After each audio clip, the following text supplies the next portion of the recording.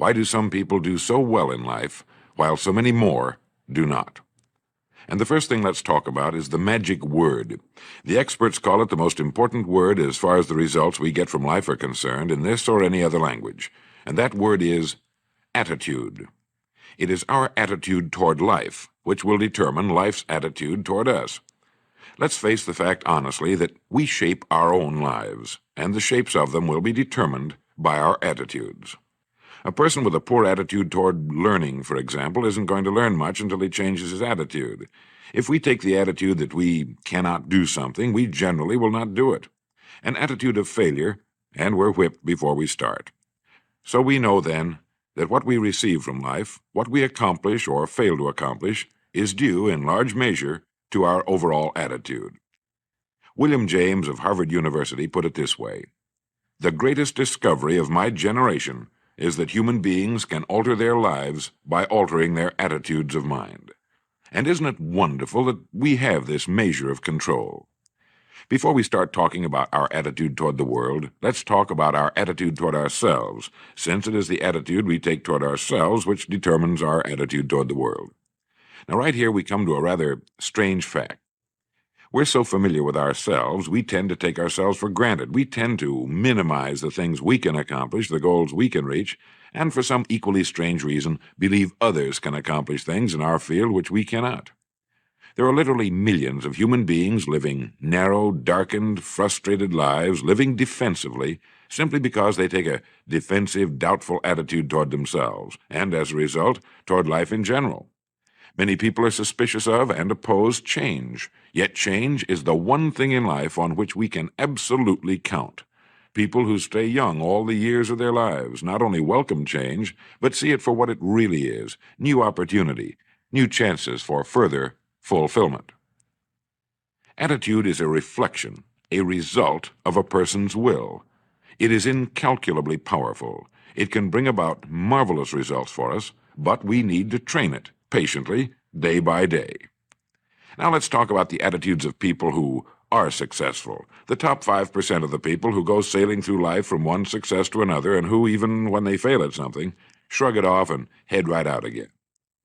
No matter who the person is or what he does, men and women in sales, business executives, people in all the professions, wives and mothers, students, top people in the armed forces, public servants, men and women in the service of religion, working men and women in all fields of endeavor, wherever you find a person doing an outstanding job and getting outstanding results, you will find a person with the right kind of attitude. These people take the attitude toward themselves that they can accomplish what they set out to accomplish, that there's no good reason on earth why they can't be competent, successful.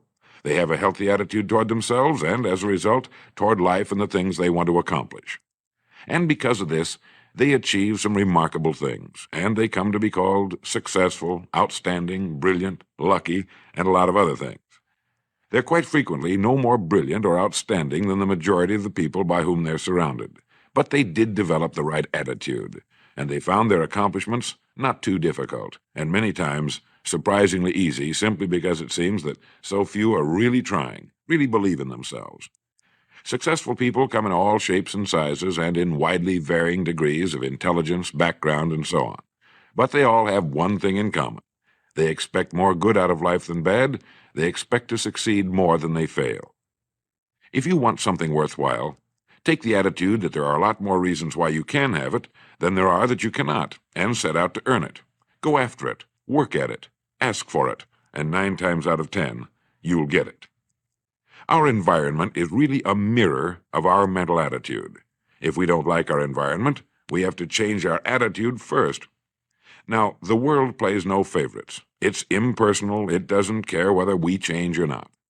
Adopting a good, healthy attitude toward life doesn't affect the world and the people in it nearly as much as it affects us. It would be impossible to even estimate the number of jobs which have been lost, the number of promotions missed, the number of sales not made, the number of marriages ruined by poor attitudes. But you can number in the millions the jobs which are held but hated, the marriages which are tolerated but unhappy, all because of people who are waiting for the world and others to change toward them, instead of being big enough and wise enough to at least make a test which will prove beyond any shadow of a doubt where most or at least a big part of the trouble lies. We look backward too much, and we look forward too much. Thus we miss the passing moment. The fear of life is the favorite disease of the 20th century.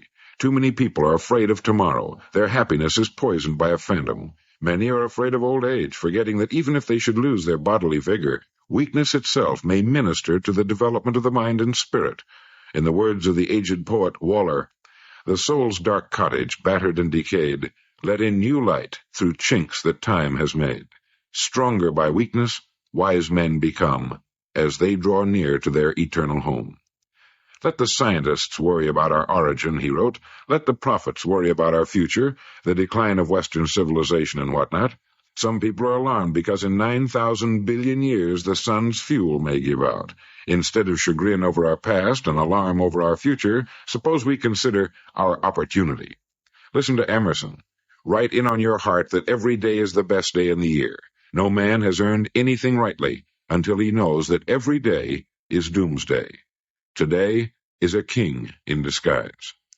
Today always looks mean to the thoughtless in the face of a uniform experience that all good and great and happy actions are made up precisely of these blank todays. Let us not be deceived. Let us unmask the king as he passes.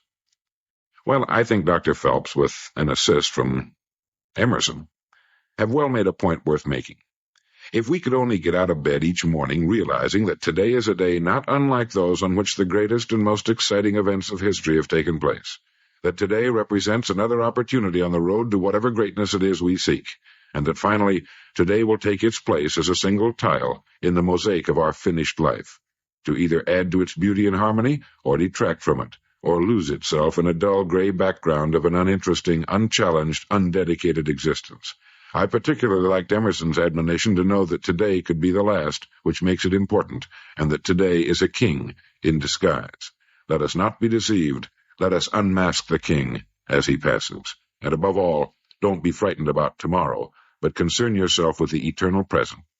A man named Richmond wrote, "There is a time to be born and a time to die," says Solomon, and it's the memento of a truly wise man. But there is an interval between these two times of infinite importance. Among the writings of Henry David Thoreau, I came across this statement: many an object is not seen, though it falls within the range of our visual ray, because it does not come within the range of the electrical ray.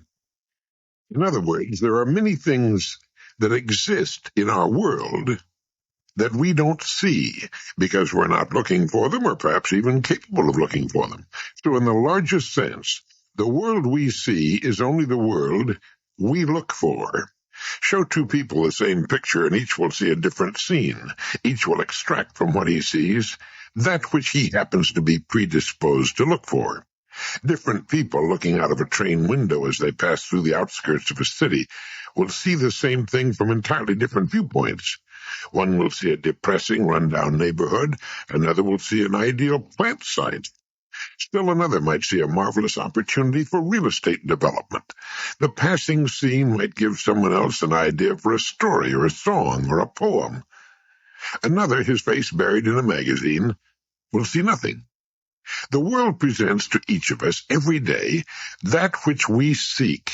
There's not a neighborhood or area that doesn't offer abundant opportunity to every person there. That opportunity is limited only by the viewpoint of the inhabitant. Some years ago, a Wisconsin farmer was stricken with polio and left paralyzed in an iron lung. Flat on his back, unable to farm his land, he was forced to push back his intellectual horizon. He was forced to think creatively, to take mental inventory of his assets and liabilities. Without moving from his bed, he built one of the country's largest and most successful meatpacking companies.